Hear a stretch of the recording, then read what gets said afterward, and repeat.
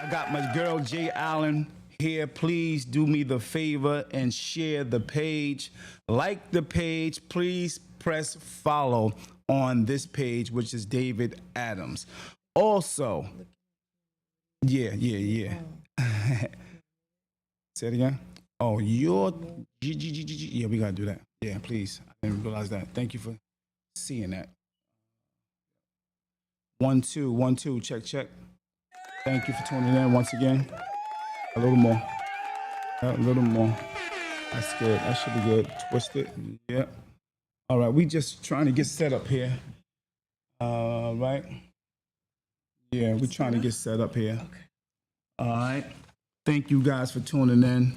You know how it is when it's early in the AM. Good morning, Jay. Good morning. I got my girl Jay here. Grand Rising. Grand Rising. Yeah, man. It's a beautiful day. Beautiful day in the neighborhood. All right. Well, we supposed to have went on about 8. So we had a little difficulty as far as traffic is concerned. You know, sometimes it's hard getting to places early in the morning, especially on the highways and the byways and all that good stuff. But we here. That's all that matters. We here. Give me that. All right. Here. No doubt. No doubt. All right. We had our first interview with Jay, you guys that watched. It was a few months ago, right? So this will be our second. And today we're going to deal with, first of all, we know that Jay is an author. She's not only an author, she's a pastor. She's a designer. I seen her knit stuff. I seen her knit some stuff. I was like, whoa, okay. All right. She got skills. She got skills. A little bit. And she's a people's person. And she actually worked as a health aide or something like that, to that effect. I've been a medical assistant. Mm-hmm. I've been a certified nursing assistant. Mm-hmm. I have been a dementia care specialist. I am a recreational therapist. Wow. So I've done a lot. I worked for years in the emergency room as a patient access associate. So I have an extensive background in the medical field. What's that like working in the emergency? I can imagine. I used to work 11 to 7, so Ooh, I would get that's that all time. of the That's I that would time when everything come through. the unhoused, mostly the unhoused who come in because it's cold outside Yeah. or they want something to eat. And sometimes all they wanted to do was sleep in the emergency room.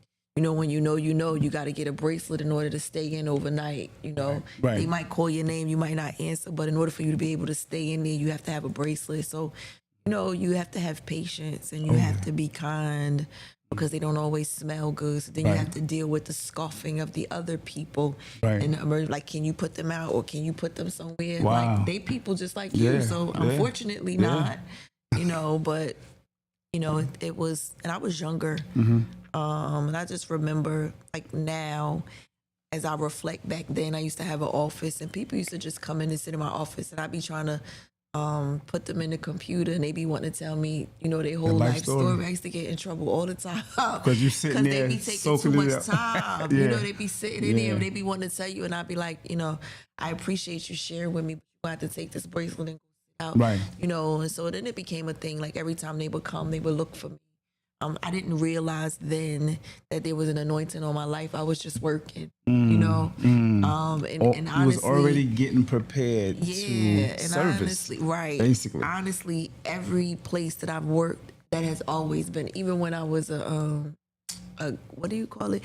How they have the courtesy desk, like at Kmart, I used to be at that desk, customer service manager or whatever. Okay. And they used to stand in my line and be like, my father just died, or I had 7 strokes, and I'd be standing there like, you're about to get me in trouble.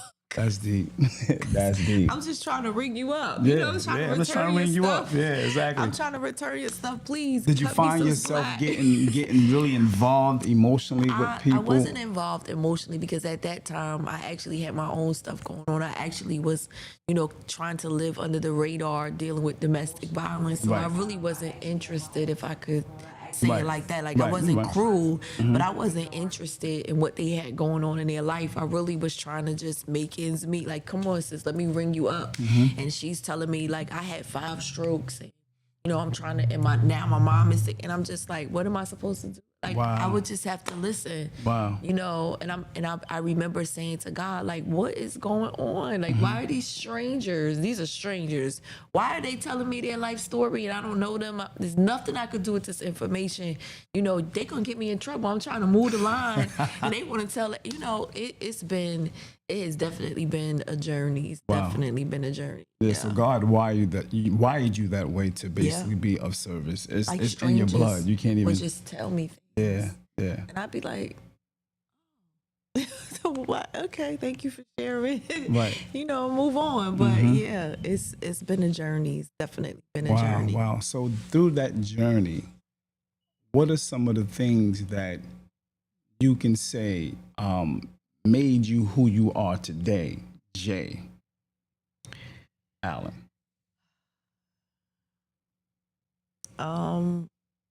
I probably would have to say all of it. The things I did, the things I didn't do. All of it. Wow. Every single part of it. Right. It may not have made sense at the time, but at some point you get to a place where it's like, that's why that happened. Yeah. You know what I mean? Gotcha. Like when you come across people, good morning, when you come across people who are right where you once were, then it's like, oh wow, I went through that for you. You know what I mean? Like Yes. those moments do happen. Yes. Honestly, if we're honest, they happen more than we care to admit. Like some of the things that you never tell, those are the things that find me out, the things that you never tell anybody Facts. about. Those are the ones, and you be somewhere in a conversation, and you be like, what are y'all talking about? Like, no way. Yeah. You know what I mean? Out Like, of all things, yeah, you be this- like, no way. I have never said that out loud to Right. anybody, and this is what y'all are talking about. Right. So I feel like, a lot of the time when you're in it, it doesn't really make sense, right? When you're in it, sometimes it's really, really, really hard. One of the things that I am living right now is that when God has called you to greatness, Right. that level of processing is terrible. It's deep. Oh my God. It's painful, I it's feel you. uncomfortable, it's ugly, and it's just like, you know what?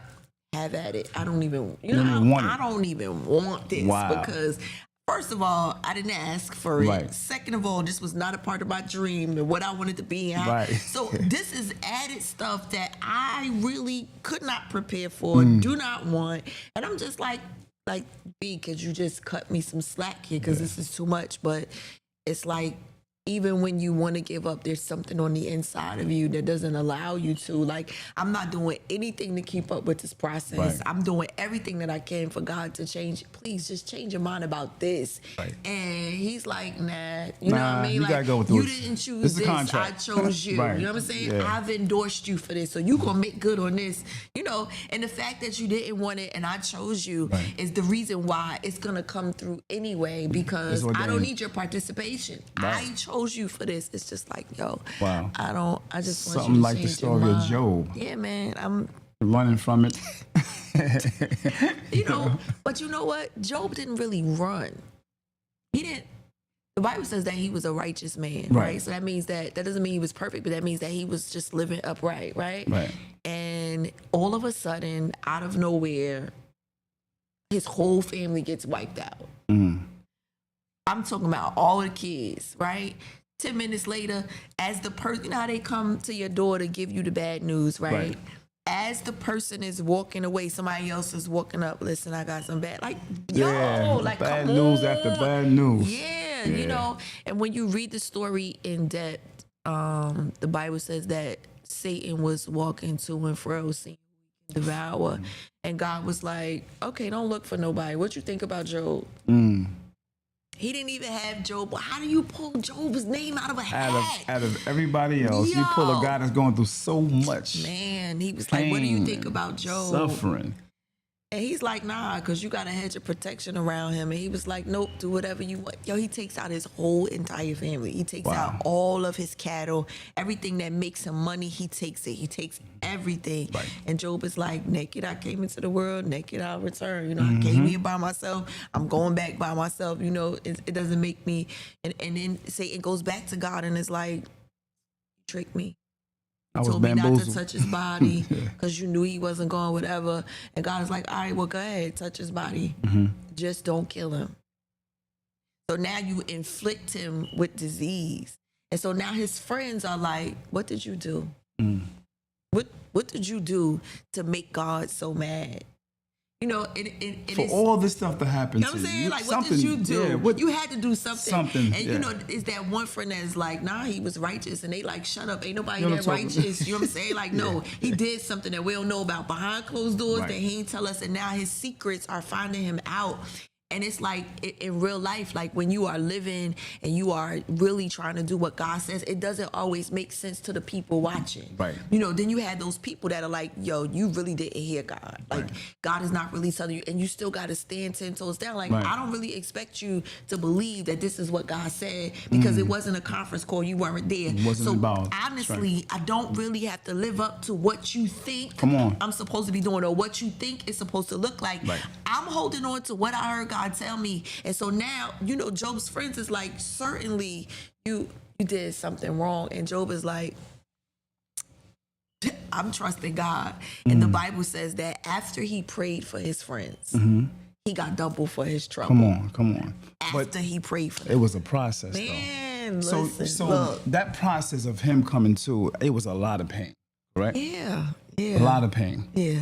A lot of pain, uncomfortability. Would you consider yourself the female version of a Job? Because I can imagine it's the way I hear you speaking, I can tell you have gone through a lot of that same type of pain. And this is probably one of the reasons why you came up with the book called I Cried, but I Didn't Quit.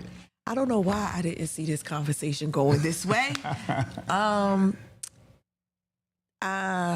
gonna have to say probably yes. Yeah. It's interesting because an apostle sent me a message a few months ago, and she said, just out of nowhere, she said, the Lord said, you are a modern day Job. And I was just like, wow. You know, not to her, but just like I knew that already. You know what I mean? Like, I don't want to be that. I don't want that. You know, I promise my imagination allows me to feel what Job felt. Because I have been there. I have been, you know, and it's just not. It's like, God, but I didn't ask for this. You know what I mean? Like, Well, I mean, when I read your book, you know, I read it a few months ago. I think a month or so ago it came in the mail. So make sure y'all get y'all a copy because she don't play no games when she deliver. She'll make it happen. And as a matter of fact, she signed it, sent it to me with no problem. She said, Supreme, I love you. I know better than anybody the pain you've endured. Your resilience is impeccable. But you are so needed. I'm honored to know you. That made me feel so good when I read that. I was like, come on, man. That's what's up. That was real personal right there, man. Yeah, man. So y'all make sure y'all go pick up that book called I Cried, But I Didn't Quit by Janetta Allen. J. Allen. All right. So when I opened it up, I saw the acknowledgments and all that good stuff. And I got to a point when I started reading, I saw the part where she talked about people can't let us live down because it helps them feel like we're still in the same place as they are. Explain that. So, you know, along your journey, right, you meet people, you develop relationships, friendships, whatever, businesses, whatever, right? And sometimes we bond with people through trauma, through pain, through dysfunction, whatever. Not every relationship or friendship is healthy. True. I mean, True.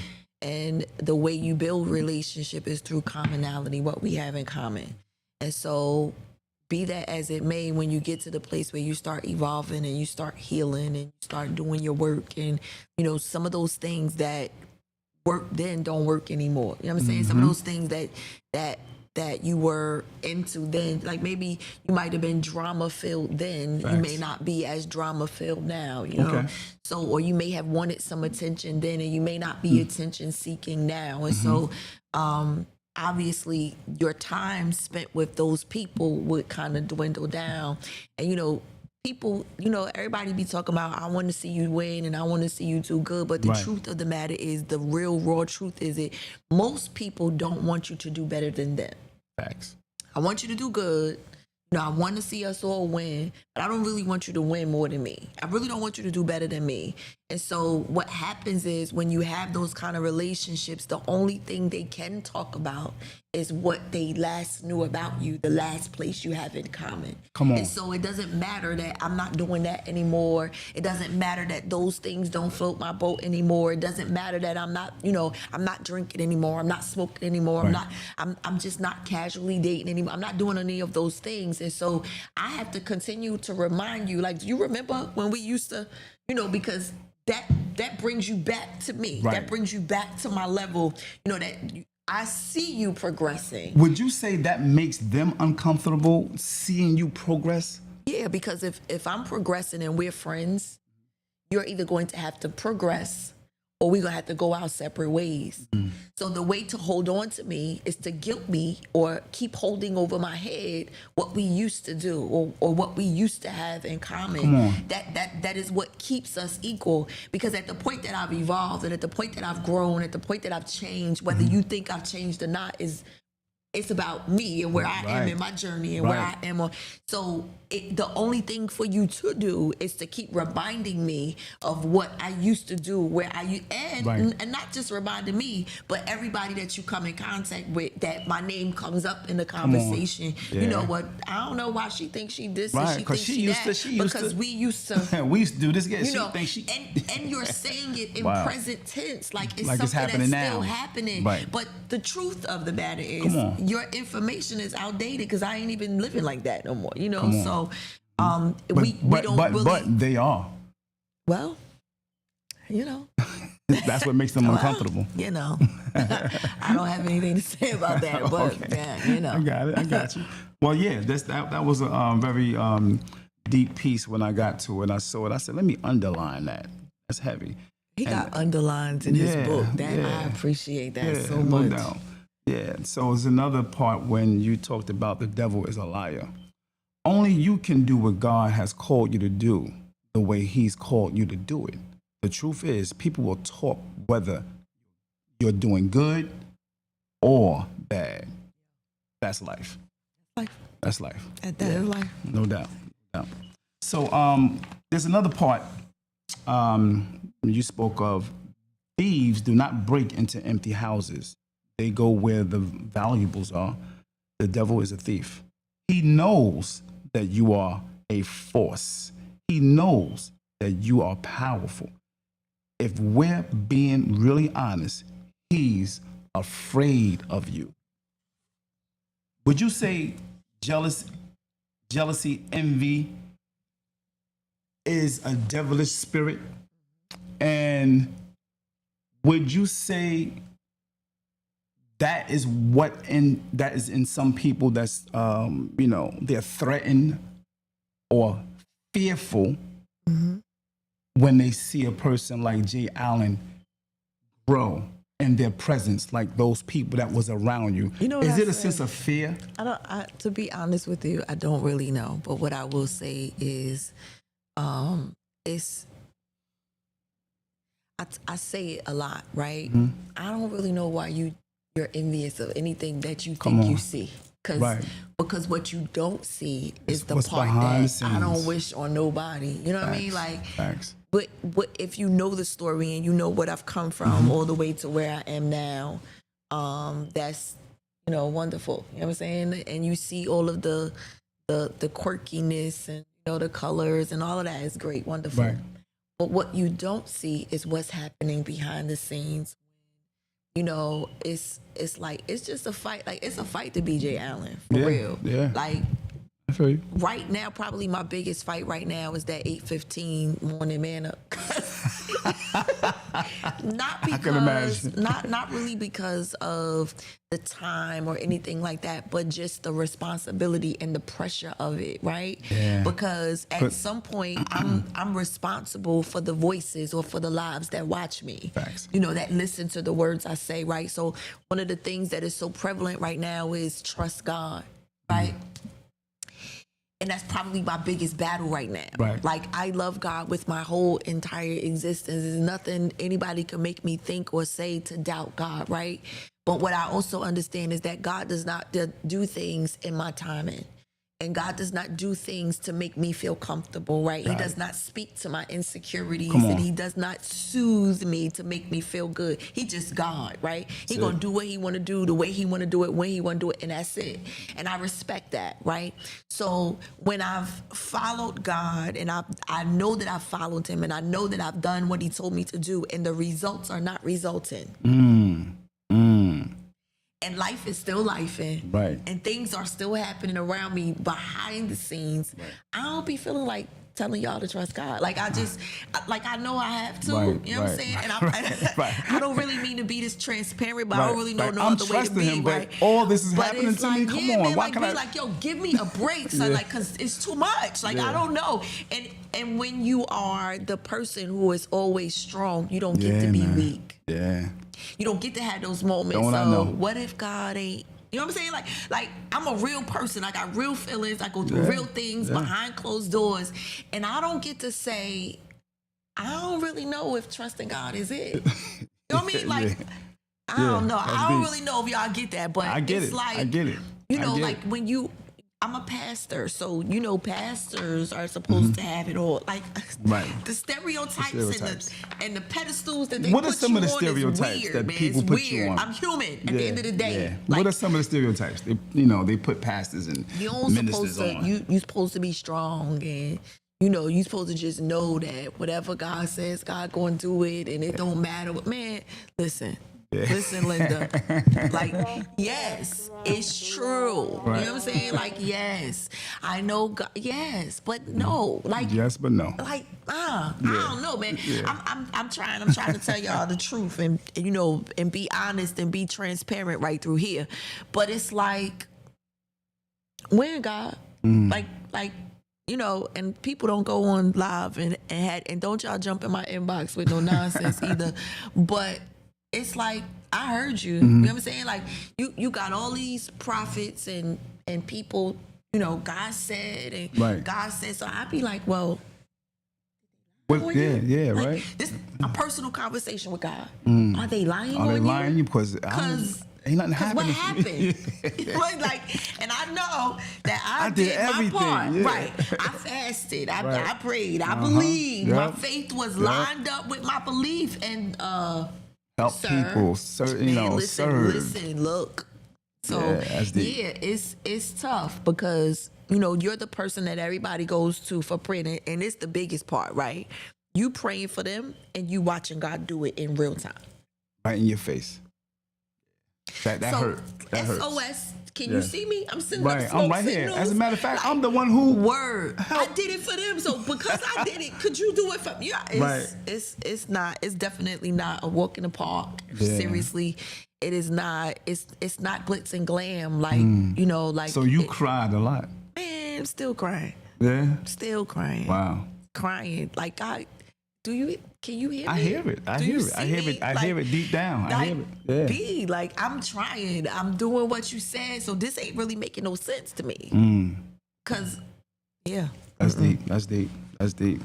Well, I mean, you're still pulling through it, and you're still making it happen. Well, and we appreciate you being transparent in the struggles that you've gone through in your life. We appreciate that. A pastor said to me on Saturday, last Saturday, was it last Saturday? I think it was last Saturday.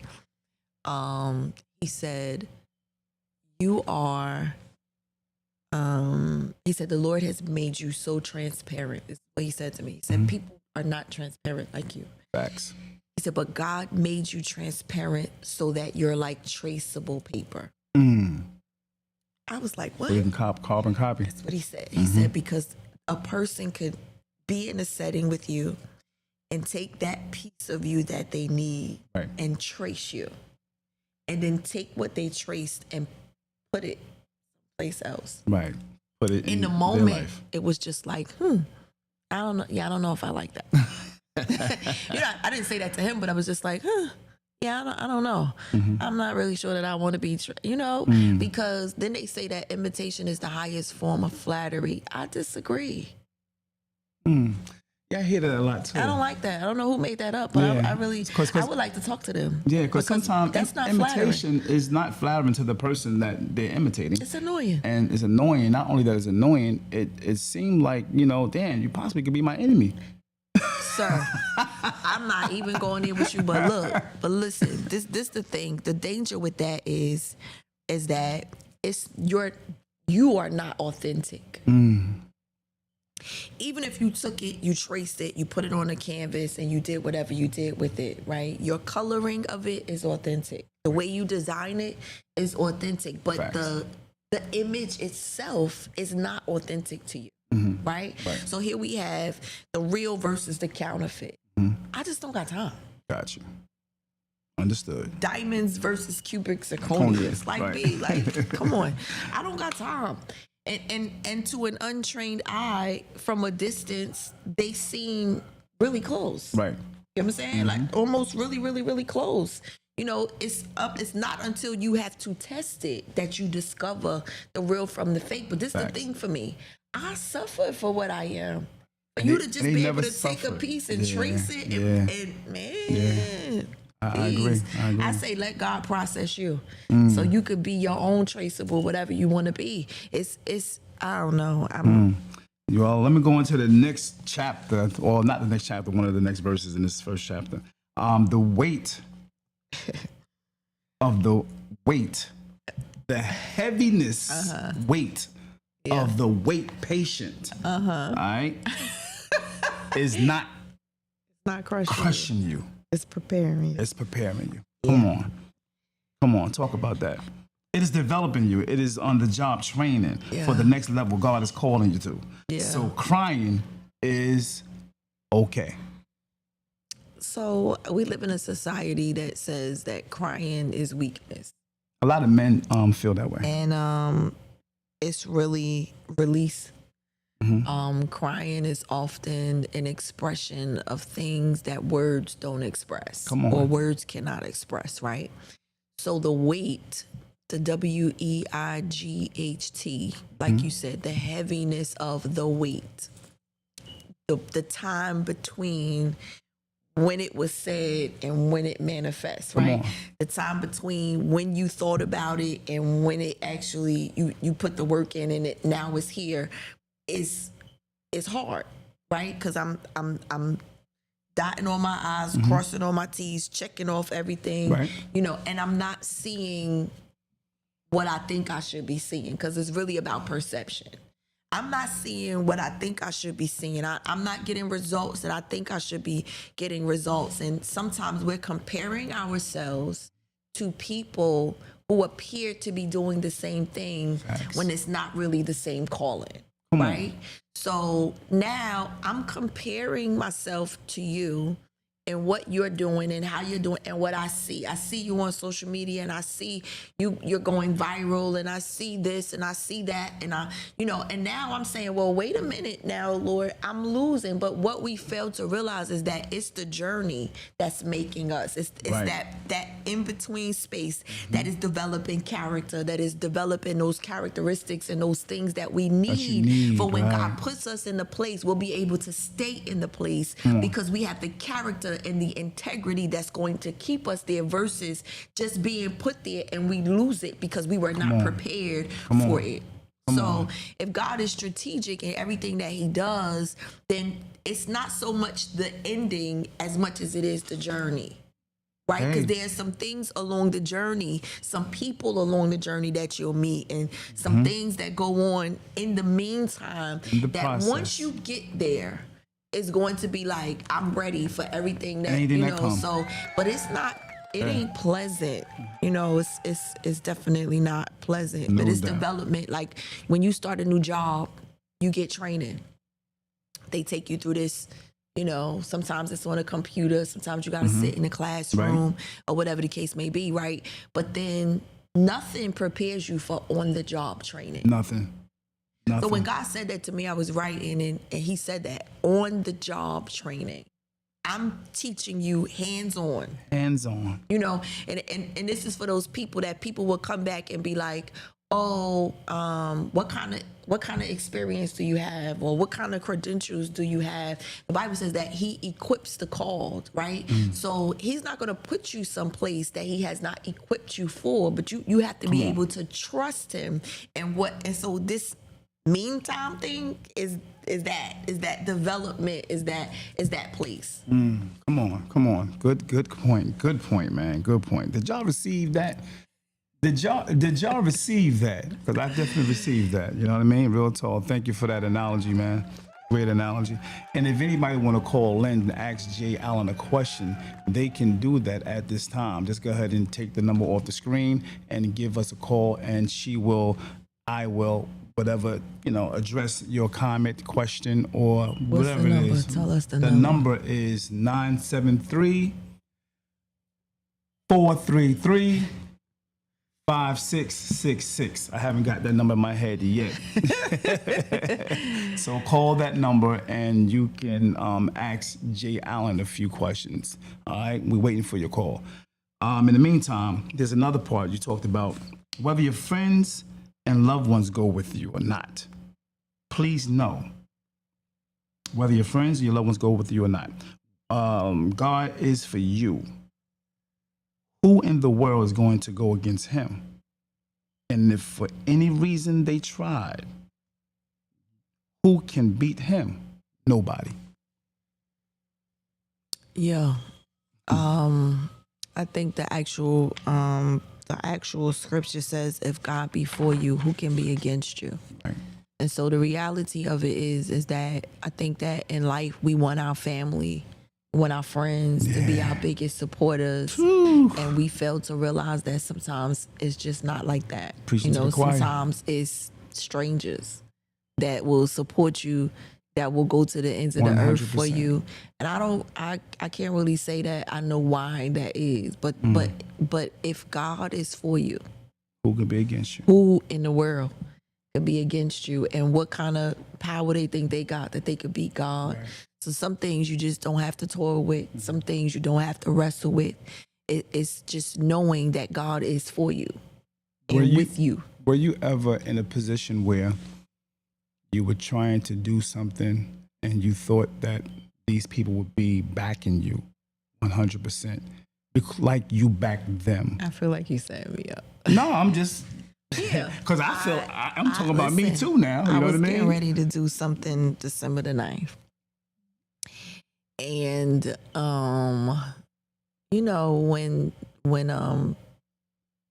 when people see opportunities and, they have all these big ideas and I got you and I'm going to do this and I'm going to do that. I'm going to do this, I'm going to do that. And then when it's time to, put the pedal to the metal, then all of a sudden you get silenced. Right? Yeah. Yeah, I've been there. Wow. That hurts. That hurts. At times, there have been times where I have just done it anyway because I just did it. Right. But this time, I was just like, yeah, I'm going to put it on the back burner until next year. Till I don't need anybody's help. Wow. Right? That's crazy because I called you and said, you did. What's that date? You did. I made, and I just made the decision a few days ago because I'm a few days out. Mm-hmm. And, there are people like, yeah, I'm going to give you this and I'm going to give you that. I'm going to give you this. And I'm like, okay, send me an email. Oh yeah, I'm going to send the email. So here I am 2 weeks later, the email still hasn't been sent. I'm not about to play with y'all like that. I'm not about to do that.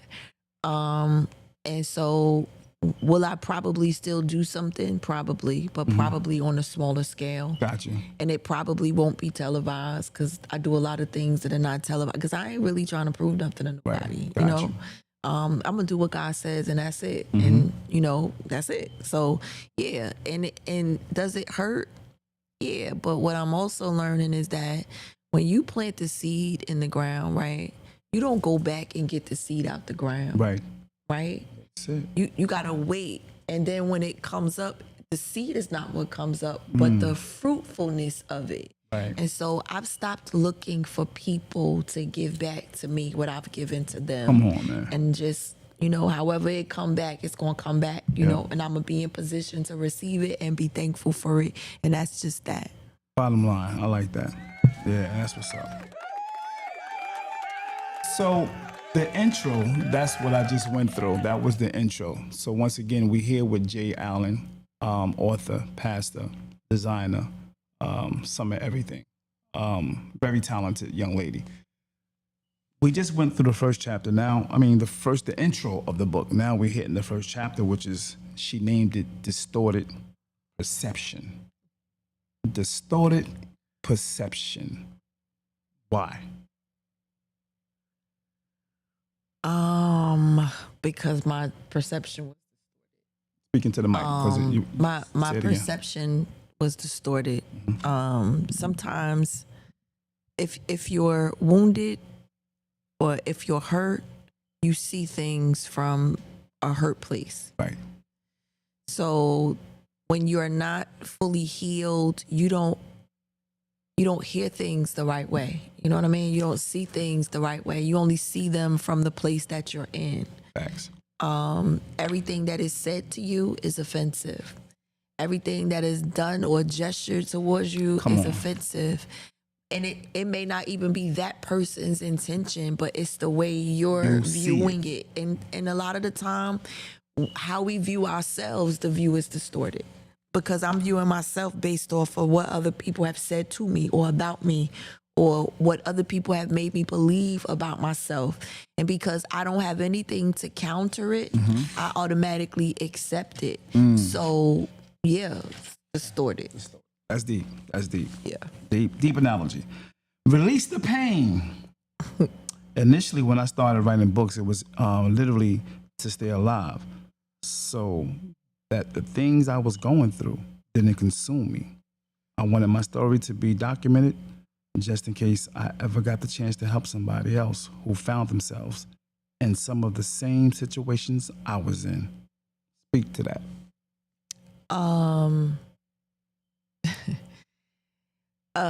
There are different things that are that can be therapeutic, right? And our culture, in this culture right here, You can say it. we are so the black culture. Yeah. We are so we're handicapped in that we don't want to discuss our trauma. We don't want to discuss the things that hurt us for whatever reason. We feel like it's embarrassing or whatever the case may be. And initially, the first time I ever wrote something, I wrote it anonymously. Well, let me not say that. My grandmother was a writer. And, so I've been writing all of my life. But in my adulthood, somewhere along the way, I lost my voice, right? I've always been a journaler.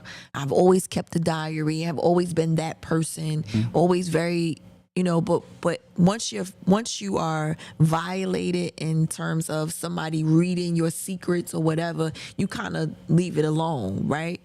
And so the first time I ever wrote and it was published, it was anonymous.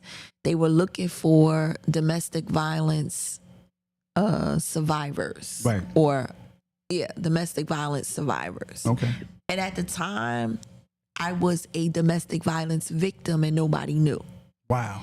So I was on a bus and I was just like writing. My cousin had sent me a message like, you know anybody? And I was like, let me check. And I was on a bus. Let me check. I was like, let me check.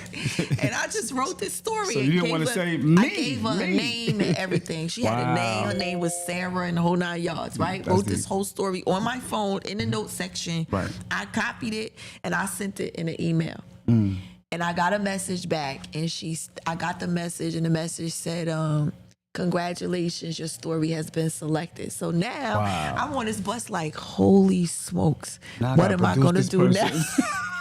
Now I got to call this person. Who am I going to tell who this person is? And she called me and she called me Netta. She said, Netta. I said, yes. She said, is that you? She knew it. She felt it. Yeah, everything. I was like, yeah. But I don't want to talk about it because I was in it. Like, Right. it wasn't At over. that time, right. I was living it. It wasn't over. So, you know, you get that whole what happens in your house, stay in your house, la, la, la, la, la, yeah, right? Yeah. So there was a whole book signing and he came to the book signing and I never mentioned it to him. So now I'm just like, oh man, this is terrible. This was the worst mistake of my life. I don't really know this is terrible.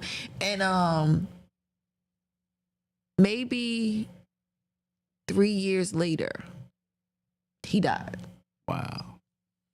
And now I don't know if I ever said this to you because the next day I was sitting on the edge of, I was homeless, right? So I was sitting on a chair and I said to God, what did I do wrong? What did I do that he could not love? I loved him. Like, what did I do wrong? And you called me. Wow. Right in the moment you called me. And I was crying again, Really? sitting on the edge of the, That's deep. and I was crying and you called me and you was like, I promise you, you said, Wow. you didn't do nothing wrong. I said, hello? Like, that's the first thing you said. And I'm looking around like, now wait a minute, Jesus, hold on. Wow. I went to the door, opened the door because I wanted to make sure you wasn't on the other side of the door. Wow. And you were not. And you was just like, I was like, what you say? And you said, I said, you didn't do nothing wrong. And you began to tell me this story about how you had a conversation with him or whatever. And you said, I wish I had known at this, I would have called you sooner. But you have no idea how right in that moment, you spoke to a place in me that was so broken that I couldn't figure out. I had to be in South Carolina 3 days later because I had to act out about this story that I had written. Yeah. And everybody was asking me like, is that you? And I'm like, yeah, it's me. Now the story has changed. Now the story is finished or whatever. And somebody said to me, how did you do it? And they painted a black eye on me. Wow. I will never forget, man. Wow. They painted a black eye on me. I was good until I got off the stage, and then I was wrecked. Reckless. I was wrecked, man. And I'm just like, okay, this is for real. Like, this is just not a character. This is for real, for real. And even then, everybody had something to say because I covered him. I didn't expose him. Got you. I never said, I just covered. It just is what it is. Right. And in carrying on life, so then it was like, she don't deserve to go to the funeral. Or she don't, like, it was like, wow. It was like, it was wild. I never knew you was going through that. It was Even wild. That's At deep. the funeral, they was, man, listen. And you spoke to me again at the funeral. It was just like, it was you and it was a woman and she was dressed in her, what do you call it, kimon? Yeah. Mm-hmm. And the Muslim garments. She said, y'all said, we know why he married you. It shows. And after y'all said that, and after they did their little prayer thing, whatever that is that they do, I left and never looked back. I remember that. But being there, I wasn't coming because I had already gone to the funeral home. I had already made peace. You had that look I had like already done. You did have that look like you wasn't sure to even be there. I wasn't. Listen, I can feel that. let me tell you where I was at. I was at the Sands Casino, and the Lord woke me up that morning and said, Wow. get to the funeral. Now, I went to the casino to avoid being in the space to feel like I had to go. Right. I wasn't even around, right? And it's so crazy because I went to the Sands, he said to me before I went, I know it was his voice now, I didn't know then, but he was like, I had bought a dress. The dress I wore, I had with me. Like, I didn't have to go home and get dressed. Wow. I had it. Shoes, I had it. And I didn't really understand why. I went to the Sands just to get away. I had a room. Chill. I don't Just to gamble, chill. but there was a room, and it was just like, I'm going up here to clear my mind. I don't even want to be in Jersey City because I don't want to have nothing to do with it. And he woke me up. Sands is an hour and a half away. Wow. He woke me up and said, get up and go. And I was just like, yeah, I'm not doing that. I already, I went to the funeral home. I already made peace. What I'm going for. And I came and I was like, man, this isn't, I don't even want to, no, nothing against him, but Right. I don't, there were people who knew what he was doing and, whatever. Right.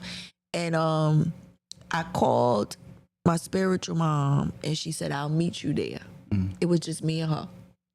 My kids was calling to check on me and I was like, y'all are not coming here because I don't really know what this is going to be. And I had flats in my back because I was ready. Just in case.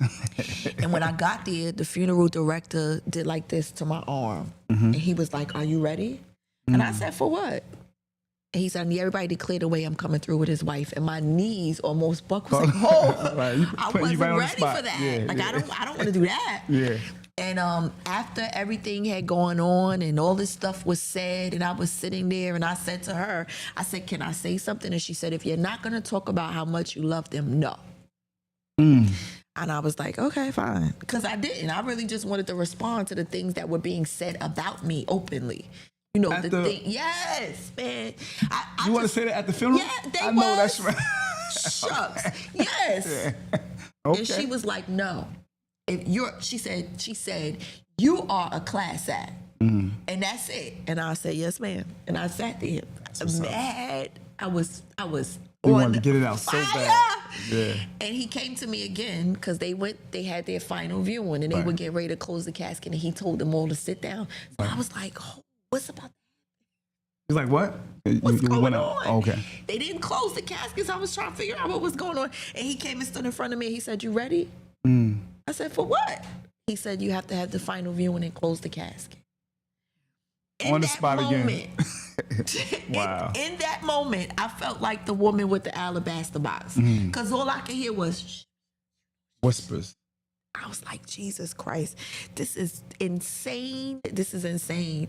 And the Wow. one thought that came to my mind was they say, when you know that you really love a person, you're the last person standing over them. Woo! And so now I'm talking to him and I'm just like, I didn't have anything to do with it. Yeah. Don't be haunting me. Right, Don't just, right. You do look like you're at peace. Like this is my, Right. I'm like, you do look like you're at peace. And I'm really feel like I'm going crazy because all these Right, people is right. talking about me. But you need to understand that I'm only here because the Lord told me to come. Okay. Because I wasn't coming. Right. Like, no shade to you. Straight up. But I had already had peace. I had Wow. already wrote my letter, read my letter to you. Like, I'm good. Right. So this ain't about trying to be seen or nothing. Right. Like, this is really all about God. what he told me to do. So I'm here.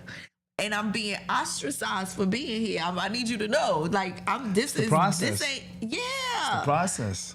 But I do hope that you rest well. And that's, and I did not close the casket. I let the Muslim brothers close the casket. Because I just felt like that wasn't for me to do. Right.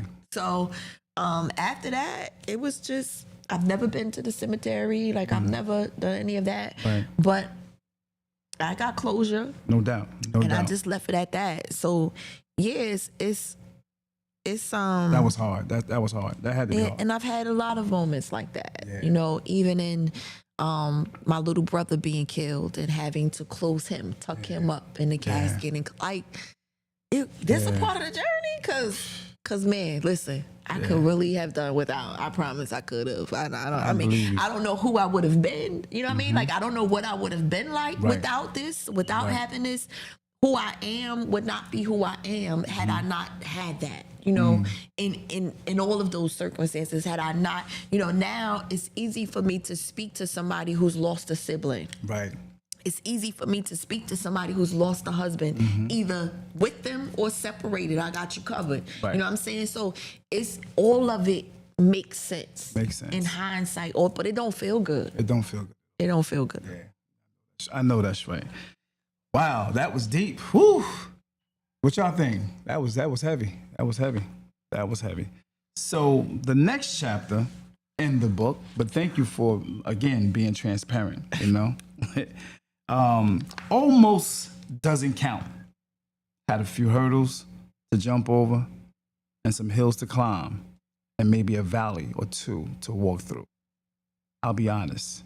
I believe I know exactly how Job felt when those messengers kept coming to him back to back. Wow, we just basically spoke about that. Yeah. Oh, the book is pretty deep, man. The one thing I wanted to look at too, it was something about, and I've saw this before. I had saw a video on it. Imposter syndrome. Imposter syndrome. Speak I to think that. that's the next chapter. It is? Okay. Imposter syndrome. Now, for somebody who does not know what imposter syndrome is, you would think that is when a person is trying to be somebody that they're They're not. really not. But that's not what imposter syndrome is. It is not. Imposter syndrome is when you can't see your own successes or your own accomplishments as success or accomplishment. Come on. There are a few different types. Like there's the Superman or the Superwoman, right? Where you feel like you have to do everything. Right. Everything by yourself, everything. Yeah. And if you can't get it done, then you're a failure. Right. There is the one that you just, you're just not good enough. You know what I mean? Like no matter how hard you do it, no matter, everybody else says that it's wonderful, but deep for down whatever inside, reason, it's not right. And so that was me. Right. I've written 10 books and it never was a big deal. Right. It was nothing to you. I've released songs, never was a big deal.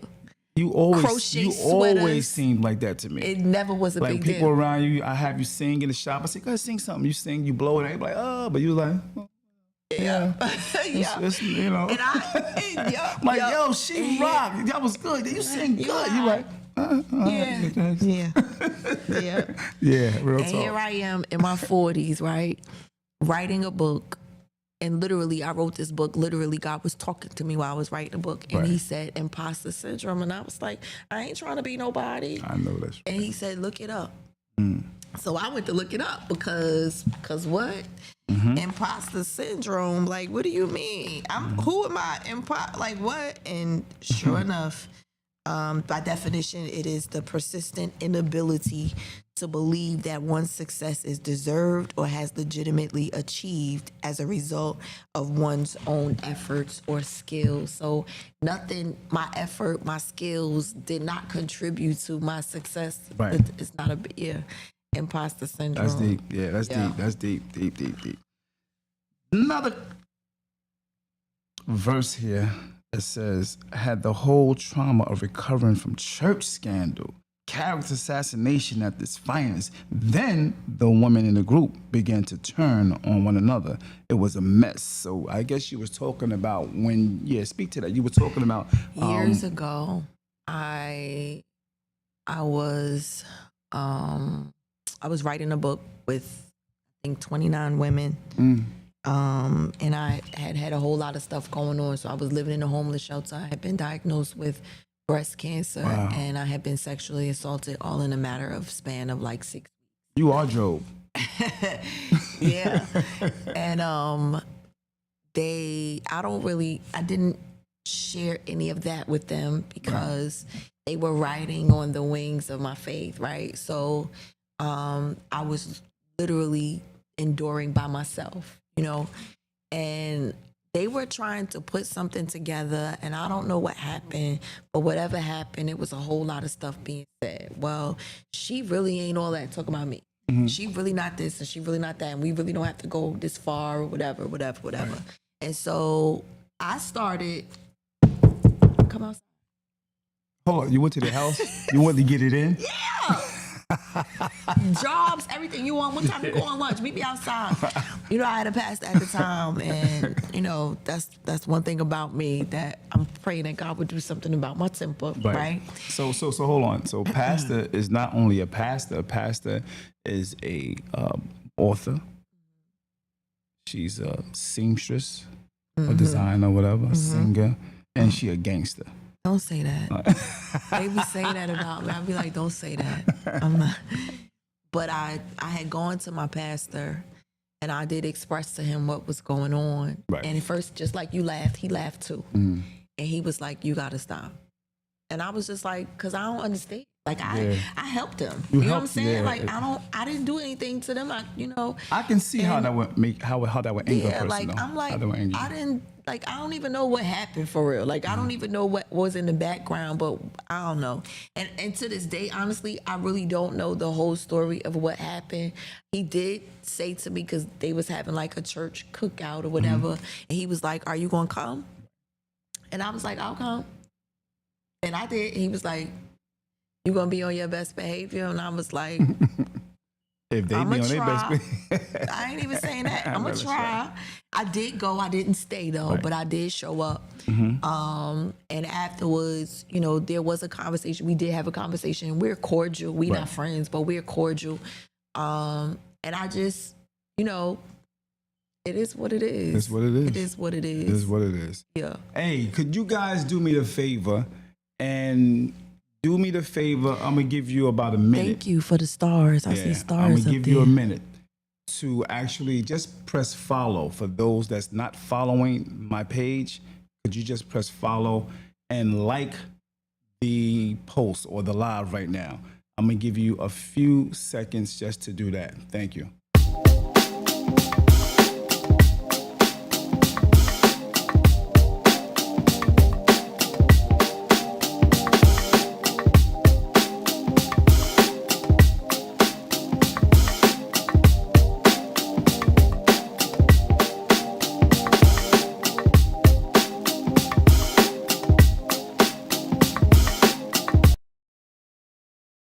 All right, thank you. We back. All right, so I'm on page, it don't have a 14, 15, yeah. Oh, you ain't even imposter syndrome. Nah, I know, because I remembered it when I read it, so that stuck out of my head. Yeah.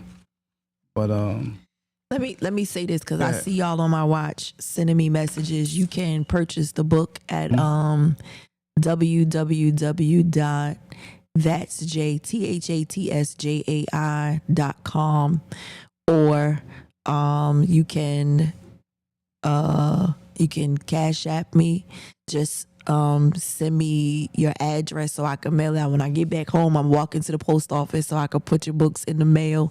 So you can Cash App me, you can Zelle me, you can inbox me, or you could just go right to the website and purchase it. The book is $20, which includes shipping and handling. So I wanted to do that. that's right. She and she's on her bike when it comes to delivering. She will get it to you. And she signs it. Yes, I mean, I promise I'll sign every yeah, copy. Yeah, she don't just stamp. You know how some people have a little stamp with a signature thing. They stamping it in there. That's They so doing it. impersonable. No. She don't do that. No. Yeah, she don't do that. But listen, let's go to the chat real quick. Kendi Love, what's good? How are you? What's up, Kendi? How you doing? What's good? Thanks for chiming in. Appreciate you. Irvin says, I feel like I'm Job, and this shines light on things. Thank you both, and God bless you. Oh, you're Yeah, welcome. God bless yeah, you. my man Irvin. That's my man. Good dude. Yeah. Thanks for chiming in, Irvin. Do me the favor, man. Share this. I appreciate. Share this live. If it affected you that way, you know that it will help someone else. So we appreciate that. Much love. And good morning, Rashonda. How you doing? Good morning. Peace and blessings to you as well. So there's another part in the book that was, that got me. I'm like, oh, Pastor, hold up. Don't do that. I Don't was do me like that. Pastor. Don't do me. Alan, what? She's transparent. Oh, my and God. I like that because, that's the only way you'll be able to help someone else because, you've gone through things in your life. You know what I mean? It's not like this is something new, Right. Now, I'm going to bring up, I actually quoted, I put it in quotes and everything. Oh my God. She said, one of the things that I wasn't adamant about changing was that I didn't want to be involved with anybody else, man. She said, I had been there and done that, got the t-shirt and wrote the book. The cleanup woman position was overrated. Been there, done that. Talk about that, because those are some of the things that the people that goes to the church, the women that have on the big hats, and they holier than thou. They are just How you doing? God Blessed is and good highly all the favored. time. Yeah. Blessed and highly favored. Yeah. They ain't never do nothing. Yeah. Yeah, so speak to that. No, in my younger years, Right. yeah, in my younger years, Okay. it was something to do. Right. No doubt. And it came without responsibility. Right. You know, the responsibility of a relationship. Got you. The convenience of having it on my terms, what I want, when I want it, and how. Right. And so when I was younger, I didn't have a conviction about it. When I got older, when I got married and got older, it changed. A lot of things within me changed because now I'm more mindful of how I impact other people around me. Right. And so, you know, when you're young and you just living life on life's terms, it really was never about her. Facts. You know, and sometimes you don't even know that she exists. If we gonna be honest, you know, it never was, okay, I know that this is what the situation is, but this is what I don't want to do anyway. It wasn't never really that for me. But I do understand that sometimes that is a thing. And you know, but then when you grow up and you come into yourself and you come into knowing yourself, and for me, the change is this. I'm gonna be married. And so I have to be mindful of what I sow. You know what I mean? And so when I didn't know better, and I'm not gonna say I didn't know better, but when I was not Sure. yeah, okay. I wasn't mature, but when I didn't have a conviction about it. Got you. And I didn't feel like I was harming anybody. I did it. But when you know better, you do better. That's it. Right? And so, yeah, the cleanup woman position is really overrated. It really is. Yeah, some people think it's a beautiful thing. But some people say, hey, I get the trips, I get the flowers, I get the candy, I get the all the good things about this guy. I understand. I'm not even gonna hold you. I understand. But I'm taking a stance, and it's interesting. I just had the conversation yesterday. I'm taking a stance, and the stance is I'm good. You know, I'll stall first. All right, speaking about that, and even like, you know, let's say you started off saying something like, he didn't even know I could sing. Talking about pastors, we're talking about the church now. Yeah.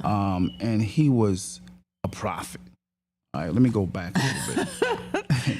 He was a strong advocate for church, finding and ministry. 1, 2. Let me see. All right. I'm gonna start all over again. Jesus. He was a strong advocate for church and finding a ministry to cover me. He stressed the importance of having a pastor who could cultivate my anointing. I really didn't think I had anointing. And there was anointing. He saw anointing in her, right? All right. I really didn't think I had anointing. There were so many churches that I had been in, and they all seemed to want me to want me personally, but never or ever were never interested in my spiritual gifts. One pastor in particular saw me physically, but spiritually, I was invisible. He didn't even know I could sing, and he was a prophet. Praise him. What you want me to say? I just you want me to explain? I just wanted to read that. But explain how you felt when you can just basically look at a man and you know he's looking at you spiritually, but deep down inside, most women can tell. You know you want to. You trying to first come of all, on. so let's just kill address the elephant in the room, right? Right. I was dealing with the man. All right, got it. And yeah, that's it. I was dealing with the man. All right. It was yeah, that's it. I mean, I don't know. like it so I at that point, church, I was trying to find God for myself. Right. Right? It was not like I had done history on him. I didn't know what he like. I didn't know him, but I ain't going through that. Listen. Right. Okay. I was trying to find God's I got voice. You. I got you. In the midst of that, I'm not trying to put you on the spot. I'm just reading the book. And so in that, he was not able to, I don't know if he was not able to, but he was not cultivating my gift. But privately, he would say things to me like, God said, you're an angel. Right. God said that the words in my mouth are going to breathe life into you. Those are the kind of things he said to me behind the scenes. And how did that make you feel? It's so funny, right? Because this week has been really rough for me, right? I actually pulled out those emails this week. Wow. Like that's deep. Yesterday, right? Yeah. Because you God's man and you God's prophet, right? Right. And God said, you're an angel. Right. And God said this and God said, God, he lying on you? Because what's up? That was my conversation. So, okay. Even though he said those things to you and maybe was trying to, dealing with you, does that not make him not godly? Because, I mean, listen, I have my own personal opinion about the man, right? Gotcha. And I will not express it here. I will say that he does have a gift, and gifts come without repentance. Right. So I can't judge whether or not. Gotcha. Yeah. I get it. I'm gonna just say it like that. I get it. I'm there. I'm here. I don't know that. I don't know, Supreme. I really don't know. No doubt. And I say that, and I say it. I use the term really, really, really loosely because of the things that unfolded after the fact. Gotcha. Were not godly, or he did not handle it in a godly way. And so if I said that he's not who he says he is, that wouldn't be fair or true. So I'm going to say he is God's prophet. He is God's man. He is God's mouthpiece, if you will. I personally don't follow him, but I love it. I love it. I love your integrity, though. I love your integrity. Much love for that. Chapter 7. Way past forever. Speak to way past forever. Chapter 7.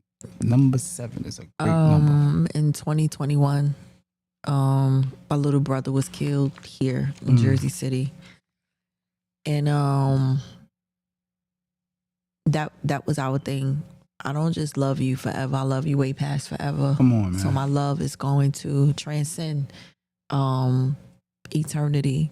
You're forever a part of me. Right. So that's where, I love way past forever. Like, I feel like you don't really know love for real until you've experienced that kind of trauma. He is the baby. And so, the baby's supposed to outlive you. You know what I mean? Yeah. He was young. He was the baby. Come on. No children, no legacy.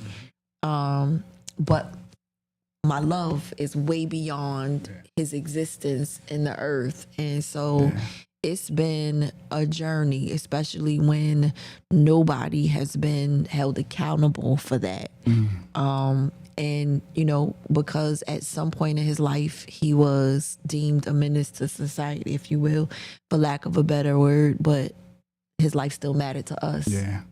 And losing someone that's a great thing, especially a young man. Like, I can definitely have empathy on that because, my situation with my son, that's the greatest pain anyone can feel. I mean, especially a parent. So, so I definitely empathize with you on that. So, I think we got to talk about my favorite chapter. You cannot talk about my favorite chapter. Let me see. My favorite chapter. Well, I got to, but I'll The quick one Get is somebody else to do it? no, although I love to say that. But when I went to the ophthalmologist, the spiritual ophthalmologist, and he corrected my vision. Oh, wow. Oh, that's dealing with chapter in the your book. views and how how you view things. You're viewing your vision, yourself right. through the opinions of other people. Yeah, I that talked goes about back that. to distorted perception. Right. But you're farsighted and they're nearsighted, or they're nearsighted and you're farsighted, and or they're colorblind. And so here you are, a rainbow made up of 7 colors. They colorblind and can only see 3 of them. Wow. So the things that you are, or the way that you're presenting to them, is strange or foreign, or they don't see you in totality. Right. So you're thinking something is wrong with you, when the reality is you need to put on your faith focals and keep it moving. But then my ultimate favorite chapter was Put Me in the Game, Coach, I'm ready. Put me in the game. Yeah. Yeah, I'm ready. It talks about Brock. Y'all know, those of you who watch me at 8:15, you know I love Brock. Brock is the team captain of a football team. I think the movie is Remember the Titans. Everybody always asks me. I don't never know. I should know, but I think I'm not sure. I don't know. Facing the Giants, I think. And they're on the field, and coach is asking them, or somebody asks somebody, do they think they're going to win the championship or whatever? And the coach doesn't like their response. And so he tells Brock, I want you to do the death crawl. And so the death crawl is they get in a push-up position, and the coach says, but I want you to do it with Jeremy on your back. So Jeremy lays on his back and locks arms with him. So Brock is, face down, and Jeremy is on his back. And he says, and I'm going to blindfold you. And Brock is like, well, why are you going to blindfold me, coach? And he was like, I just want you to trust me. Promise me, thank you, sir, you're going to do your best. That's what he says. Promise me that you're going to do your best. No matter what, promise me that you're going to do your best. And Brock says, I promise. And so they get to going. And he tells him, I could go to the 30-yard line, coach, but after that, I got to stop. And the coach says, just promise me you're going to do your best. And so he blindfolds them, and they get going, right? And as they are going, you start hearing Brock say, Coach, it hurts. And coach says, I know it hurts. Negotiate the pain with your body. Negotiate. Come on. He says, Coach, it burns. And coach says, I know it burns, but don't you quit on me, Brock. You hear me? Don't you give up. Don't you quit on me. You keep going until you got nothing left. Don't you stop. You keep going until you got nothing left. You hear me, Brock? Do you hear me? And Brock says, yes. And they keep going, and they keep going. And he says, Coach, I'm tired. He says, I know you're tired, but don't you quit, Brock. Don't you give up. Don't you give up until you have nothing left. He gets all the way into the end zone, and now he's crying. And he says, Coach, I'm sorry. I don't have nothing left.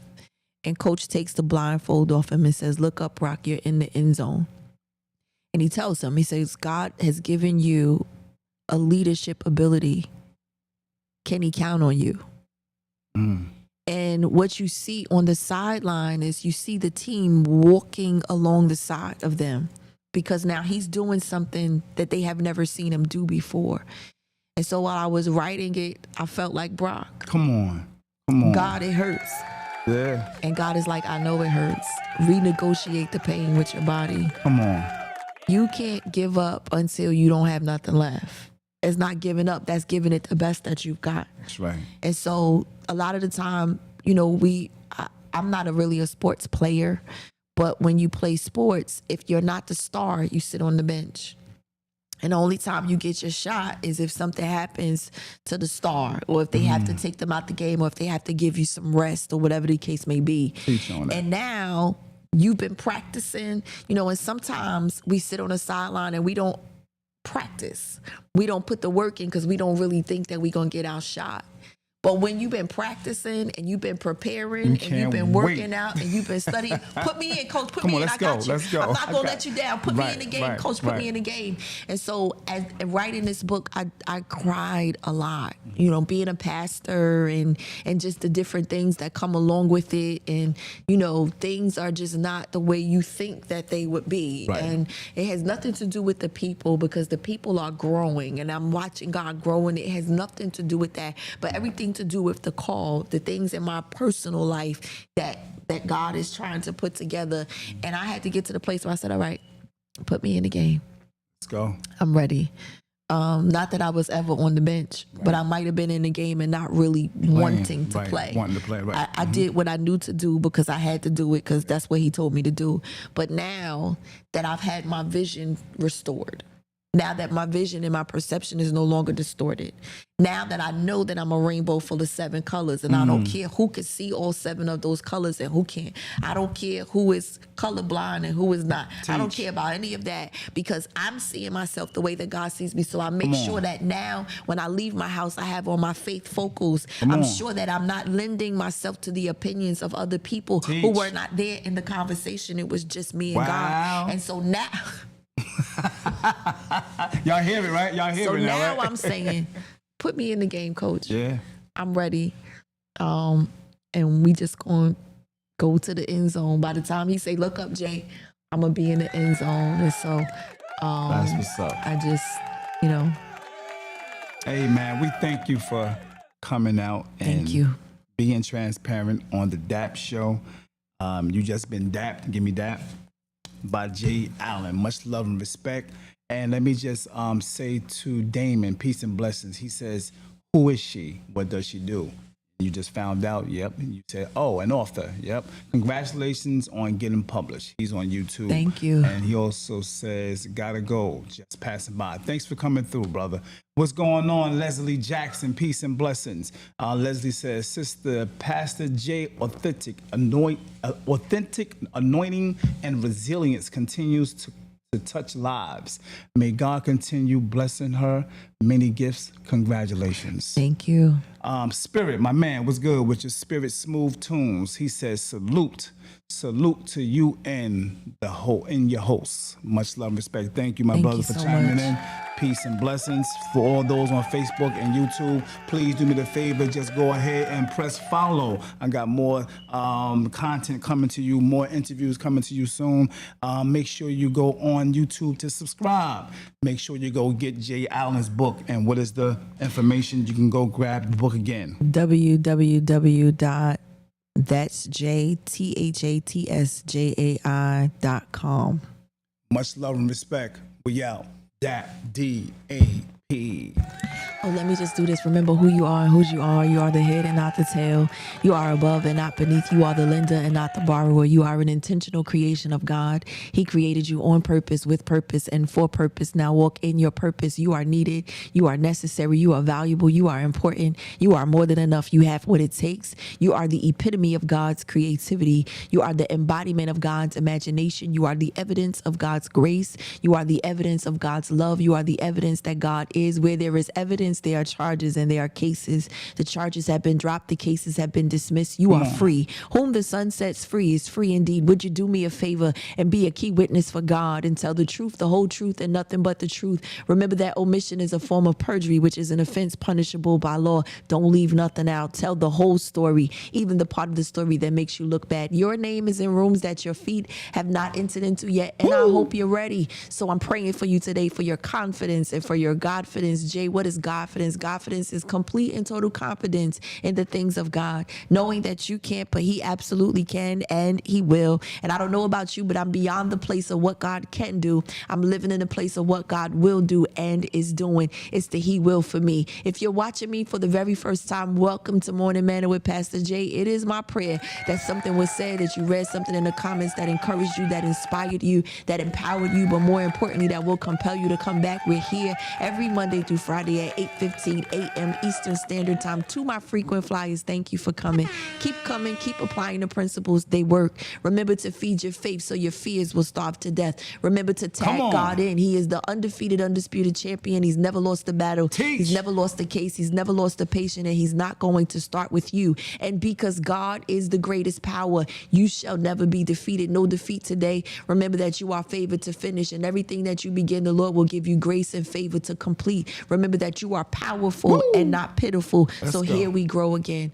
My name is Jay Allen. I am your host flight attendant for this flight. Thank you so much for flying with On Purpose Airlines Here and we the D.A.P grow. show by way of Facebook Live. Hey. It is my absolute honor, pleasure, and privilege to serve you each and every morning. God willing, I'll see you at the same place and at the same time tomorrow. Until then, be well, be blessed, be Say no amazing. more.